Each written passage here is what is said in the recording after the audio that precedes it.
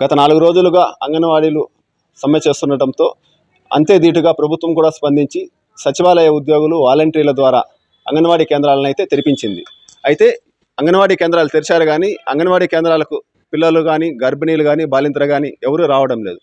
ఒకసారి మనం లోపలికి వెళ్ళి అంగన్వాడీ కేంద్రాలను పరిశీలిద్దాం రండి.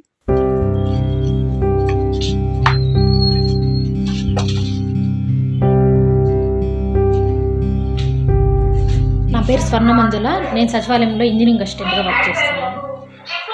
అంగన్వాడీకి అయితే తెరిచారు కానీ పిల్లలు అయితే ఎవరు రావడం లేదు, చెప్పారా? మేమైతే ఇన్ఫామ్ చేసాము, నిన్న చెప్పాము. ఈరోజు నిన్న అయితే తెలియదు కాబట్టి నిన్న అందరికీ చెప్పాము ఈరోజు రండి అని. ఇంకా ఎవరు రాలేదు. పిల్లలకు సరిపడా సరుకులు ఏమన్నా అందుబాటులో ఉన్నాయా? ఉన్న వాళ్ళు ఆల్రెడీ వీళ్ళు ఉంటారు కదా అంగన్వాడీ టీచర్లు, స్ట్రైక్ ముందే కోడిగుడ్లు అవన్నీ ఇచ్చేసారంట. ఇంకా బియ్యం ఉన్నాయి అంతే. ఈ సెంటర్లో ఎంతమంది పిల్లలు ఉన్నారు? 23 మంది ఉన్నారు. సిడిపిఓ గారికి ఇంటిమేట్ చేస్తారా పిల్లలు ఎవరు రావడం లేదు? చేసాము. దానిపైన ఆమె ఏం చెప్పారు? మేము అందరితో మాట్లాడదాము అన్నారు.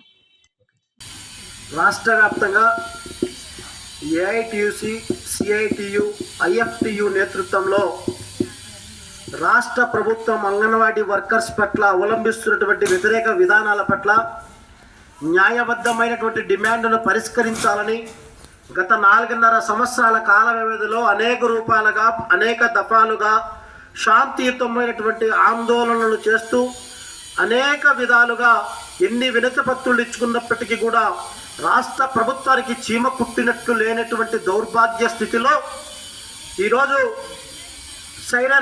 సమ్మె సైరన్ ఊదడం జరిగింది. 5వ రోజు పీలేరులో జరుగుతున్నటువంటి సమ్మె ఈరోజు చూస్తుంటే ఈ ప్రాంతంలో ఉండేటువంటి అల్లరి ముఖలు, ఈ రాష్ట్రంలో ఉండేటువంటి అధికార పార్టీ నాయకులు సంబంధించినటువంటి వారు కార్మిక వర్గాన్ని అణిచివేయాలనుకోవడం దౌర్భాగ్యమైనటువంటి పరిస్థితి. మేము చెప్తున్నాం, ఈ రాష్ట్రంలో ఉండేటువంటి జగన్మోహన్ రెడ్డి గారికి, మిస్టర్ జగన్ రెడ్డి, నువ్వు ప్రతిపక్ష నాయకుడుగా ఉన్నప్పుడు మీరు పాదయాత్ర చేస్తున్న నేపథ్యంలో తెలంగాణ ఇచ్చేటువంటి జీతభత్యంతో పోల్చుకుంటే ఇంకొక 1000 రూపాయలు అదనంగా ఇస్తాను నా ప్రభుత్వం వస్తే అని చెప్పిన మాట వాస్తవం కాదా? ఒక్కసారి ఆలోచన చేయి. ఈరోజు అంగన్వాడీ కార్మికులు ఆకలి కేకలతో కొట్టిమెట్టాడి గ్రామీణ ప్రాంతాల్లో ఉండేటువంటి బీద బిక్కి బిడ్డలకు పౌష్టికమైనటువంటి ఆహార పదార్థం అందించడంలో కానీ శాస్త్రీయమైనటువంటి విద్యా విధానాన్ని అందించడంలో ఏ ఒక్కరు కూడా వెనకబాటు లేకోకుండా వాళ్ళు ఈరోజు పూర్తి స్థాయిలో పాపం నా బిడ్డలే అని చెప్పి విలీనమైపోయి పనిచేసేటువంటి నేపథ్యంలో ఈరోజు నీకు అధికార బలం కండ్ల కావడంతో నీ దగ్గర ఉండేటువంటి సచివాలయ సిబ్బందితో అంగన్వాడీ సెంటర్లను దౌర్జన్యంగా దౌర్భాగ్యంగా పగలగొట్టేటువంటి పరిస్థితి ఏమాత్రం మంచి పార్టీ చర్య ఒక్కసారి ఆలోచన చేయి. కార్మిక వర్గాలతో పెట్టుకున్నటువంటి ప్రభుత్వాలు కుప్ప కూలిపోతాయి. మేము చెప్తున్నాం, నువ్వు బీగాలు పగలగొట్టి సెంటర్లు హ్యాండ్ ఓవర్లు చేసుకున్నంత మాత్రాన అంత ఈజీగా కార్మిక వర్గాన్ని నువ్వు ఈ యొక్క ఎర్ర జెండాని ఏమాత్రం తాకలేవు. అవసరమైతే ఒక్కసారి గతాన్ని గుర్తు చేసుకో.